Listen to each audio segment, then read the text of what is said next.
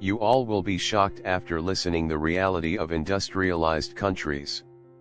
Japan had confirmed it will resume commercial whale hunting, and has withdrawn from the International Whaling Commission.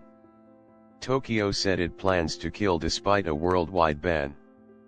The dolphins and whales were dying accidentally from plastic, but never dreamed that they'd be targeted on purpose by an industry I thought only existed in the history books.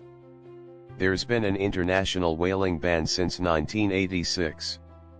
However, several countries have operated under the radar for years, most notoriously, though, is Japan.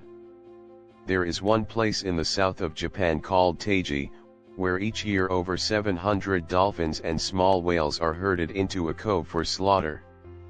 Think how big of a threat Japan's whaling practices were compared to plastic. The Japanese government go through a lot of trouble to make sure that people don't know about this. If you went there, and you didn't know what you were doing, you could get arrested, and you could be in jail a very long time. Because they're trying to get rid of people who are opposed to their war on dolphins. When you first show up in Taiji, immediately, the police are on you. They're at your hotel. They're following you everywhere you go. You got the Yakuza, you got the right wing, you got the government, the fishermen, you got everybody against you. The room is bugged, the telephone is bugged. The television is actually photographing you while you're in your room, and they are trying to figure out, how do we take these people out?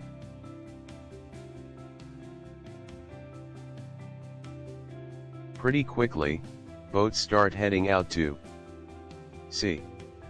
There are about 10 to 15 of them in total, and they go for several hours.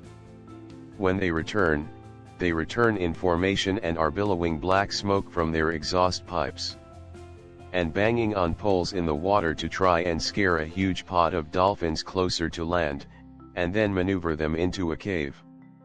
There's people down there wrestling these dolphins. The Taiji dolphin drives continue to be supported, underwritten, funded by the marine park entertainment industry. A live dolphin really is very expensive. And so, the big ticket is catching young dolphins and whales, and selling them to marine parks. What captivity in concrete tanks does is it takes away everything that makes life worth living for them. Everything they need to do, they can't do. And everything they don't want to do, they're forced to do. You might have enjoyed going to these marine parks whole life, but ever even questioned how the animals got there in the first place. But now, know that it is connected to industries like whaling, and make pledge to never go to these parks again. But every day in Taiji is like Groundhog Day, witnessing boats go out, dolphins driven in, and the inevitable capture and mass slaughter of the pod again and again and again. Before we knew it, think a bit why on earth they were killing them, since dead dolphins don't perform tricks.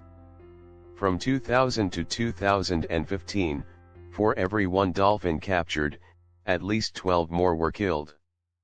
It doesn't make any sense.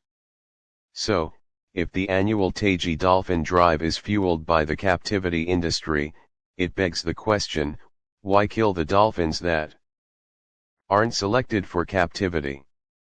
There's very little reason to slaughter them. There's no market for dolphin meat. Why not just release them back into the sea? And the answer to that question is pest control. The fishermen view the dolphins as competition. They feel that they eat too many fish, and if they get rid of the dolphins, there will be more fish available for them to catch. Essentially, the slaughter of these dolphins is a reaction to the overfishing that's happening here in Taiji. Hope you all are enjoying, but the important thing is that what we learned from here. Thank you.